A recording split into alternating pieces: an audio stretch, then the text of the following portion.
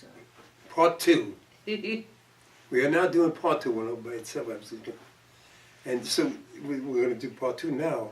I'm back with Ellen Gerstein. who's a lifetime member of the Actors Studio.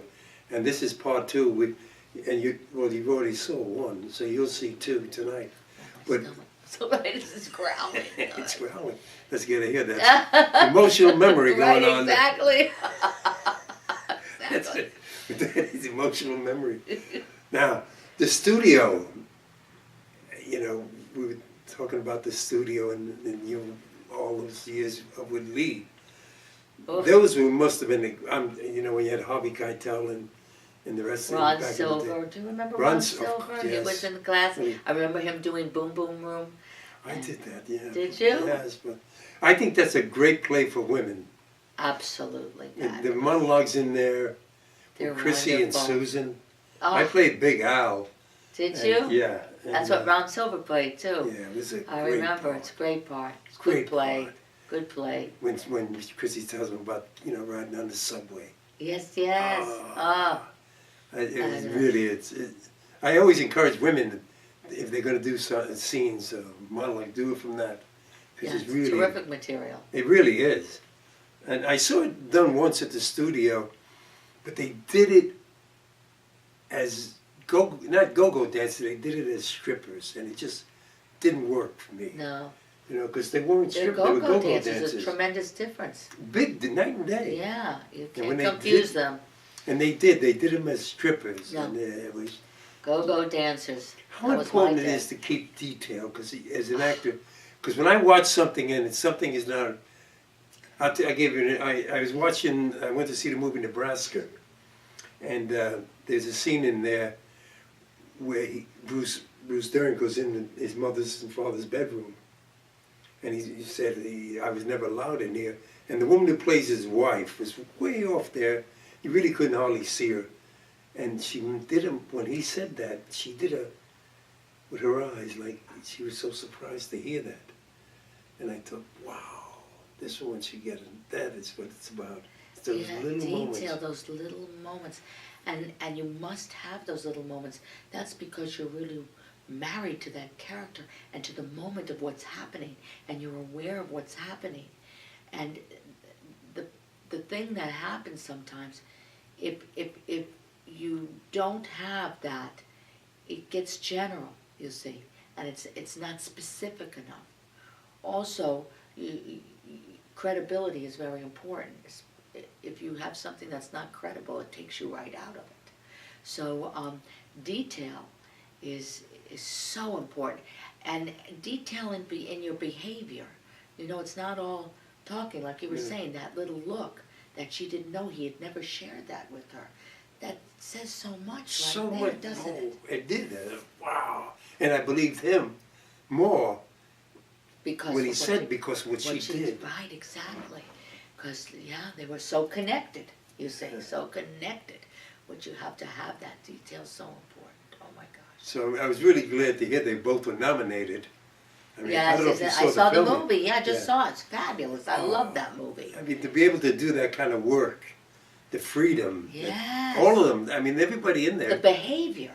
Oh my gosh, the behavior. I saw it at the Directors Guild, and Bruce talked afterwards. Uh-huh. So Oh, I would have loved to have heard that. it was really interesting, and it's funny because he said his first year with Lee, they wouldn't allow him to speak in any scenes. He just had to listen. He did all the scenes where he never spoke for a whole year. Excellent. And then he said, and my first scene was with Salome Jens. Oh, You know? how cool is that? Yeah, where I was allowed to talk. And I said, wow, and you know, she was known as the Body back then. Yeah. Oh, I didn't know. Well, yeah, I mean, if you look But at I could see, yes. Oh, But you know, without talking also makes you be creative of behavior and the listening, and also the behavior of how you would express without relying on dialogue. and yeah, I thought it was It's I fabulous. never had heard that before. You know, that where they kept somebody for a whole year. Well, And Do you remember Cheryl Crawford, part of the yeah, group theater? well, I took a class with her many years ago, and she also would have you do scenes without talking. Mm. So it's pretty incredible. It's very, very inventive and creative and real in the sense of behavior that comes out of that. That I understand, but I mean, to do it for a whole year. Yeah. I always believed in doing, like, to get up and do a scene without lines Mm-hmm. and just do it. Yes, I have my students do that sometimes, absolutely. If I see them going for the lines, that'll help it. Yeah, and what does that do for the actor when you do that?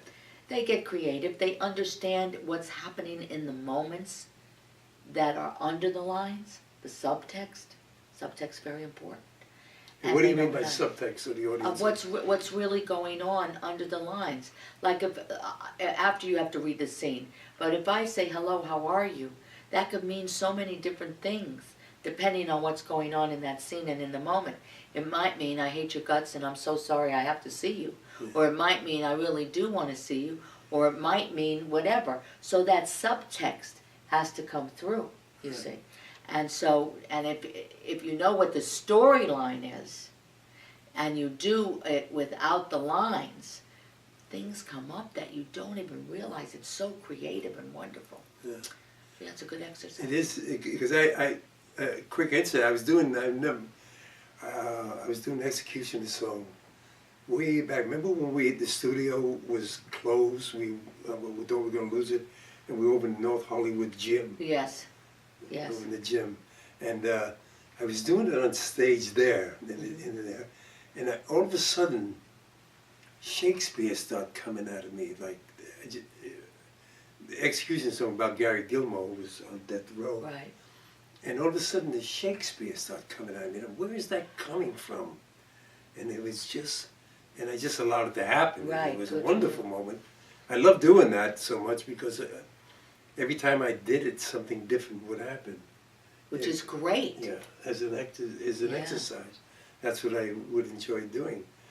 Joe Marusa, I see him I in remember him. yeah, in Zoo Story. He always did. Right, yes. And he's still doing it at the studio in New York. A friend of mine was just there, Oh, really? and That's so she fun. had the scene. I saw, yeah, Joe was still doing the Zoo Story. Oh. Yeah, and I can relate to that. I always liked the, it's something you could find new things. Plus, and a good thing about that, what you were saying is, it's never going to be exactly the same. You should not try to do exactly the same when you do again. You have to be open to see what happens that time. Right. Spontaneity, sense of surprise, very important, because that's how life is. Yeah, I did a play, the October Night of Tommy Zero, Mike Gazzo play back in 1985 at Actors Studio. It was never done. And I remember Bruce Kirby, they told me later on, they always loved the idea when I would come in because they never knew what I was going to do. Great. The director didn't like it, Al Bonadillas. Oh, I know him. Yeah, and it used to drive him crazy. But I was always under the belief on theater, once I get on stage, there's nothing you can do. It's all about it, right, exactly. What do you do, come up and take me off? No, they're in the back tearing their hair out. That's what they're What is he doing. doing? What the heck's going on? But yeah, I did, but the actors loved it because they never knew what I was going to do, and it made them keep on their toes. Yeah, absolutely. You hear a lot of that. How do you feel about that when actors, like guys like me would, don't go by the blocking or the script? Well, I don't want someone going wild and being indulgent. No. No, But to be in the moment, to see what comes out, is exciting. right, and to let it go and where it's going to take you. It's And, exciting. It is. I always found it. I remember Mallory Hassett was late for the call, and Carol O'Connor was sitting. You remember the old theater where it was set up, and the back door, and and I remember I just improvised. I'll get the bitch, 'cause, and I went out of the theater and got her. And I remember the look on Carol O'Connor's face, because he didn't know it was a ad lib, but I had to run up and get her out of there. She's up there talking. What was she?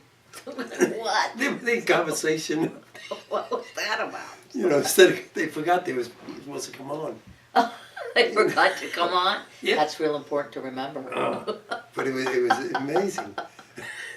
But those things happen in theater, which are great. Anything can happen in theater. That's the whole point. Yeah. Yeah, talking about sense of surprise. So sometimes you get quite a surprise.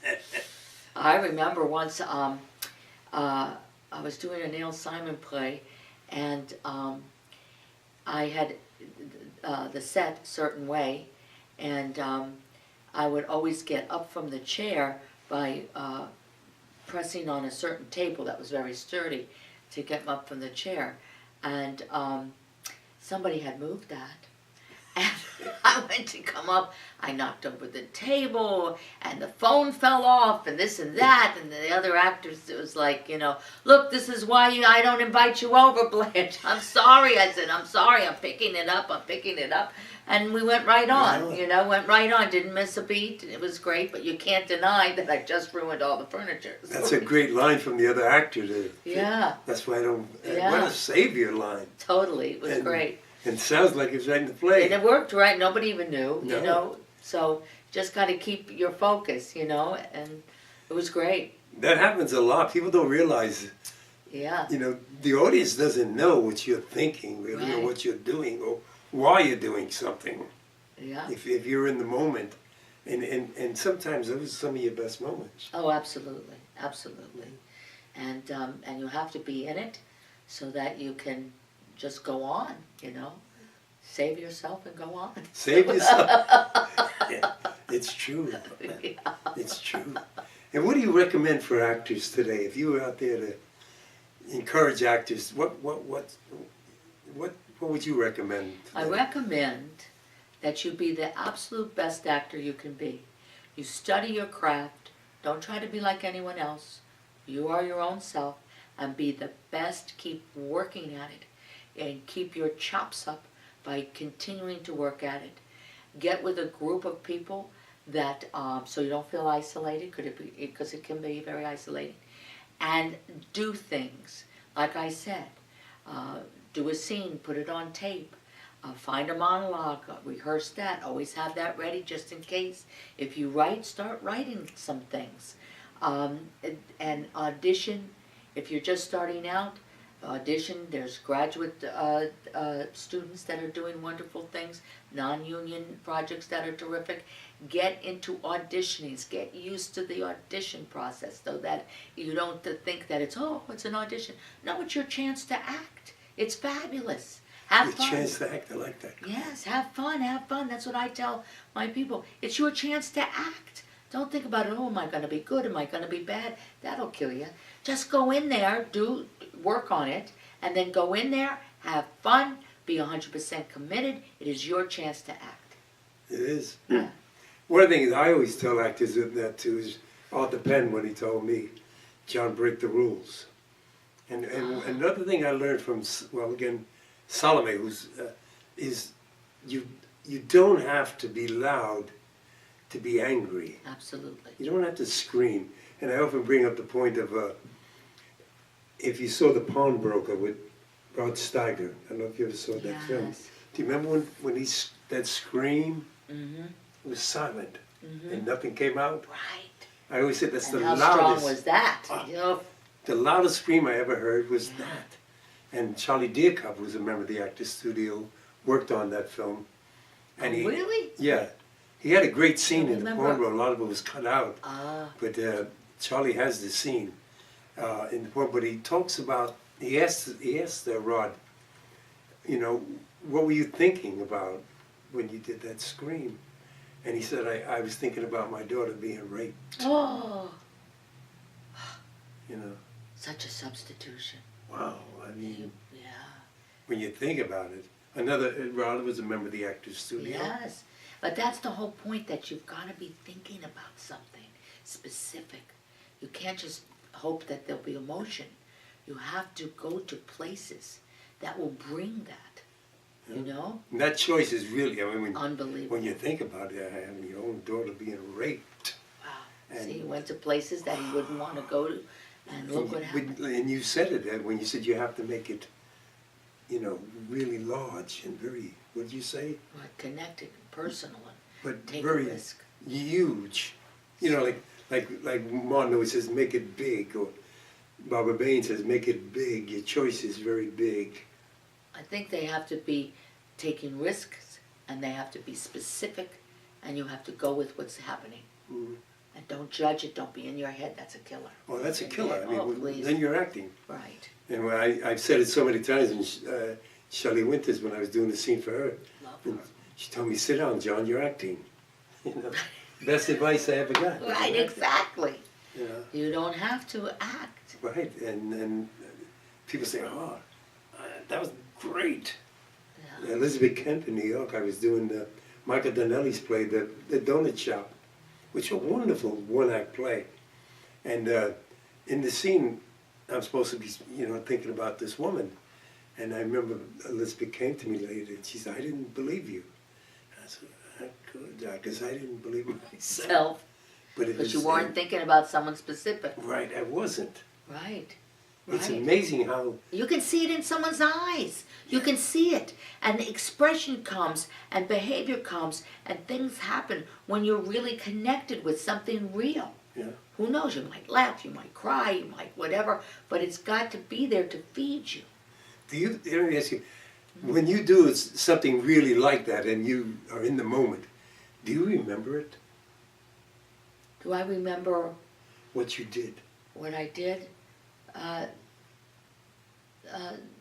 I know how it feels. I don't know if I remember specifically what I did, but I know how it feels, yes. Because a lot of times I've done things, And then you don't remember because you were so in the moment. and actually, my final, I did Frankie and Johnny at the studio, and with Judy Baldwin. And till this day, I don't remember what I did, the You were scene. so in there, right. Judy was in my class with Strasberg. Love her. Yeah, So, yeah, because you were so in the moment. You know what it felt like. But you didn't really know what was... when I look over I remember, the only thing I remember doing was I grabbed her around her leg. That's the only thing I remember about the whole scene. Oh, that's so funny. But I But did. that's so good. I remember Mary called me up and said, you got Yeah, in. great material. And there again, we get Salome Jens, because she recommended that I do that. And I told her, I said, I don't identify with this. She said, just do it. Just do it. You will. I could definitely see you doing that. Are you kidding? But I couldn't, and I listened, and okay, just do it. So I said, well, I'll just do it. Look at that. And I didn't Right. think about anything. You were perfect for it. Yeah. And it was amazing and it was Mark Rydell, Marty Landau, and Cindy Pollock were the judges there. Oh, really? Oh, my golly. You know, because I remember Salome telling me I was one of the last to get in under the old, you know, rules. What they used to do. I mean, the studio has changed a little bit Yes, now. it's changed. But I don't want to go into that because Yeah. they get mad at me in New York when I talk about that. Yeah. Okay, you don't do that. No. I don't want Ellen getting mad at me. So I just, my memories are so incredible of Lee. He just, everything he said, my gosh. Now his books on acting, if I was to pick a book, I would pick Uta Hagen's second book. What, Respect? No, A Challenge to the Actor. Ah. The second one she wrote. And again, Salome Jens, she thought it was the best book on acting.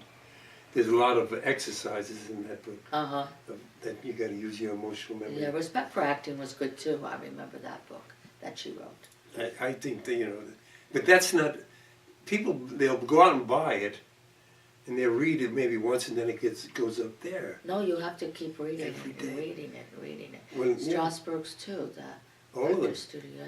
Because I You used to get a little something from each, you know, you have to adapt what you do. Some people work off imagination, some people work off of substitution. I can do both, but I love substitution. I like to make things personal. I think it just is there so much more, and things show, like I say, in your eyes, in your face, whatever, even if you're not talking. Yeah, that's true, yeah. Do you find it easier to use the substitution? Well, I'm just geared towards it, you know.